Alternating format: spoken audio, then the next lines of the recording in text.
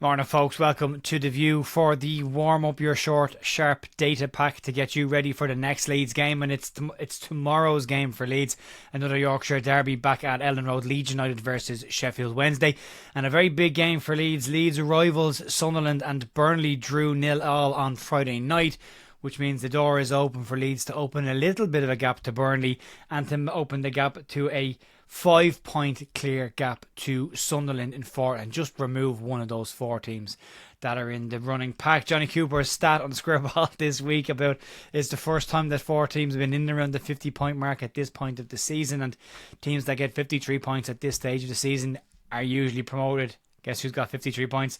Leeds United. So this will be an important game for Leeds for lots of reasons. But Danny Roll's men shouldn't be discounted at all. They have a good record on the road, and they'll be coming to Leeds to do some damage. And given what's going on behind the scenes at Sheffield Wednesday, this is a very important game for everyone, just to quieten the noise there.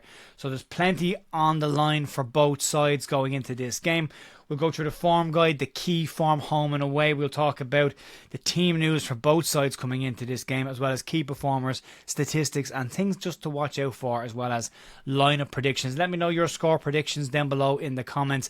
Let me know what your lineups will be. Some big calls for Daniel Farke with some injuries and the goalkeeping situation. Of course, let me know what you think he'll do, and let me know what you'd like to see, and smash a like on the video as well if you don't mind, and that helps it get out to more people so they can see this video. Let's start off with the form guide, and we'll start off with Leeds, as they are the home sides. We'll kick it off with Leeds. As things stand, Leeds are still top of the pile. As we say, Sunderland and Burnley drawing means Leeds can go 5 points clear of fourth place Sunderland and open a tiny gap to third place Sheffield United, should they mess up over the weekend. So yep, as I say, Leeds top 3 wins and 2 draws in the last 5 for Leeds. Back-to-back draws just slowed the momentum down a little bit and have allowed the other sides to get back and catch up and close that gap just a little bit. Leeds need to reset a little bit, get going again, and we're coming into the period of the year now where last year we went on a very good run, so we would like to see that repeated. From a Sheffield Wednesday perspective, it's not that bad. 10th in the table this season, 10 wins from the 26 games played so far. From the last 5 games, it's been a mixed bag for Danny Roll's men. 2 wins, 2 draws, and a loss in their last 5. From a key form perspective, so focusing on the Leeds form at home and the Sheffield Wednesday form away from home, we'll go with Leeds, and they are the best of the bunch in the division still. 10 wins from 13 home games. We've only conceded 7 goals in that period of time and scored a massive 30 goals. Only Norwich have scored more goals at home this season than Leeds, and only Sheffield United and Burnley have conceded less than Leeds at home. Sheffield Wednesday's away form, it's not that bad. They've picked up more points away than they have at home this year. 7th best away record in the league. 3 wins and only 1 loss in their last 5, but that loss did come in their last away game, and we would want to hope that that carries into this. They've scored 16 goals in 12 games, but they've conceded 20 on the road as well. And as I say, an awful lot of conversation this week around what's going on behind the scenes there. Their owner Chansiri having a public meeting where he announced in it that Shay Charles would be staying at the club, and then had to announce to the room after he'd finished that Shay Charles was actually going back to Southampton. There's been issues between Danny Roll and the chairman, his investment in the club, and the players have been out in the media speaking about it this week as well. So a lot of distractions there for Sheffield Wednesday, and definitely opportunities for Leeds to capitalise on the distractions and get 3 points at home. From a team news perspective, looking at Leeds' situation, it's not great news. Starting off with Pascal Struijk, he's got a hamstring problem. He's likely to be out for 3 weeks. Daniel Farke in the press conference did say at the moment there's a bit of fluid around the hamstring. When that fluid goes down over the course of the next 7 days, then Leeds will scan it again, and the hope will be that there's no damage to the tendon. If there is no damage to the tendon, he'll be out for about 3 weeks. If there is damage to the tendon, it could be 3 months. But Farkas said they are optimistic about it at the moment, and he did also go on to say that this will affect Leeds' transfer plans, and that the club will stay awake and will have to look at that position should Struijk be out for a longer period of time. Leeds have been linked with Nico Elvedi. Ben Jacobs this week saying it's a solid report as well. Just depends on when the player wants to come. And they've also been linked with Andrew Amabamidele, who is more of a right-sided centre-back, but could definitely play in there should it be needed. From Max Verber's the obvious one to step in there, a left centre-back for a left centre-back. He has this issue with his knee at the moment where there's fluid after he plays any amount of substantial minutes, but he is in contention and will be checked, and is the likely one. If it's not him, you would assume it would be Ethan Ampadu that will slip in there for Leeds. Joe Pirou, some good news, is back in training with the team and back in team training and likely to start up top for Leeds United. Junior Firpo also back in contention now as well. And it'll be interesting to see what Daniel Farke does there. Will he leave Sam Byram in from his good run at the left back position? Did Isaac Schmidt do enough to maybe force his way in? Or will we likely see the obvious choice, which is Junior Firpo, back into contention and back in the number 3 spot at the left back position?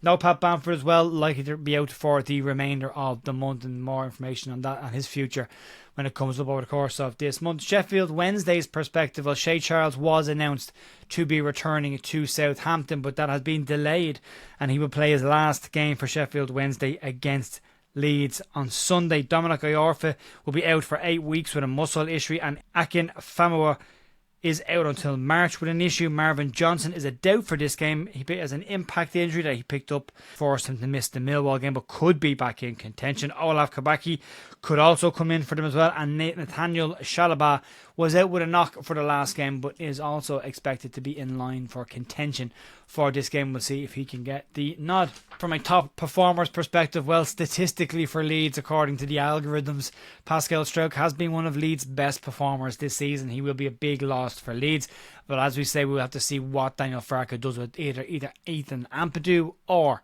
with Max Verber. That will then impact on the midfield situation. If Ampadu is playing centre-back, we're likely to see a continuation of Tanaka and Rothwell, which I personally would like to see. And then Manor Solomon and Dan James will be very important from Leeds from a wide area. A lot of the impact coming there a lot of the impact for Leeds has come from the wide areas and their ability to create chances for Leeds. So they'll be massively important for Leeds. From a G&A perspective, Joe Pirou, 15 this season in 26 games, with Brendan Aronson just behind him with 9 and Dan James with 9 as well. Sheffield Wednesday, statistically, Shea Charles is their best player. It's a shame he won't miss this game. We'll have to deal with that, and we have to keep an eye on the usual suspects. Barry Bannon, whose creativity from set pieces and ability to put balls into the box can and have always caused problems. Josh Windass will need to be kept an eye on as well. Rocket of a strike on him, and Leeds will just need to keep those two pretty quiet. From a G&A perspective for Sheffield Wednesday this season, Josh Windass has 12 goals and assists combined. Michael Smith second for them with 9, and Anthony Musabe with 7. Some statistics to keep an eye coming into this game. There's a couple of milestones and a couple of nice trends that are popping around to keep an eye out coming into this game. We'll start off with the first one, and Willie Gnonto will be in line to make his 100th appearance for Leeds United on Sunday, should he make any kind of appearance. Leeds have won each of the last 2 league games against Sheffield Wednesday, both of those coming last season, and 2-0. Wednesday have lost just 1 of their last 4 away games against Leeds though, and they've won 2 and drawn 1 in that period of time. The defeat obviously coming last season. Leeds unbeaten across the last 17 games against fellow Yorkshire sides. Leeds have won a massive 12 games in that 17 league game run and drawn 5 and kept 11 clean sheets as well. So very much the Kings of Yorkshire right now. Sheffield Wednesday have won 5 of their last 8 away games, and Joel Pirou is Leeds' top scorer of the season with 10 goals so far, and he's the only player to net 10 plus goals in each of the last 4 championship seasons. 2 for Leeds and 2 for Swansea. From a team news perspective, all the talk and chatter today and tomorrow will be about what Daniel Farke does in the goalkeeping position. Will it be Carl Darlow? It probably should be Carl Darlow, just from a perspective of taking Ilan Meslier out of the firing line, taking the heat off the goalkeeper and letting things just settle and calm down and let him get his confidence back up. Daniel Farke is likely to double down and back his goalkeeper in this game, so Meslier will probably play. I think Carl Darlow will have the right to be slightly unhappy. Daniel Farke talks a lot about the team needing to be more ruthless on the pitch, and I think maybe there's a bit of ruthlessness needed in the dressing room. Outfield players can come in and out of the team based on form, which should happen with the goalkeeper as well. And he has talked about Mellier's form this season not being great, not having a go at Meslier, but Leeds need to do the right things to try and get promoted. And for me, I would go with Carl Darlow, but I reckon, and I would be surprised if it's not Ilan Meslier in goal. No Pascal Struijk means what the conversation on the back line leads. I think personally it'll be Bogle, Rodon, Vober and Firpo. And then the midfield will be interesting again to keep an eye on that. If Ampadu is fit, Sheffield Wednesday do offer slightly more from an attacking perspective, so Ethan Ampadu could easily fit in there as a covering midfielder, but personally I'd like to see Tanaka and Rotwell continuing there. but he wants Ethan Ampadu on his side somewhere, so he'll find a position somewhere. Form of just doubts around Max Verber, likely to see Ampadu go in at centre back. Brendan Aronson likely to pop back into the number 10 position, and James and Solomon, who've been very good for us this season, the wide areas, and Joel Peru up top to continue what's been a pretty strong season for him so far this year. If we can create the chances for him, he'll score the goals. If we can give it to him, that's all we've got to do. Folks, that will be it for me today. There will be a watch along over on Big Up for the game, starting 30 minutes before the game kicks off on Sunday. You can check that out if you want to, and the news and interviews with Ben Jacobs are also available on the YouTube channel. You can check them out if you want to. Links for merch and everything else down below. Have a great rest of your day. Fingers crossed for 3 points. I'll talk to you soon. See ya. Bye.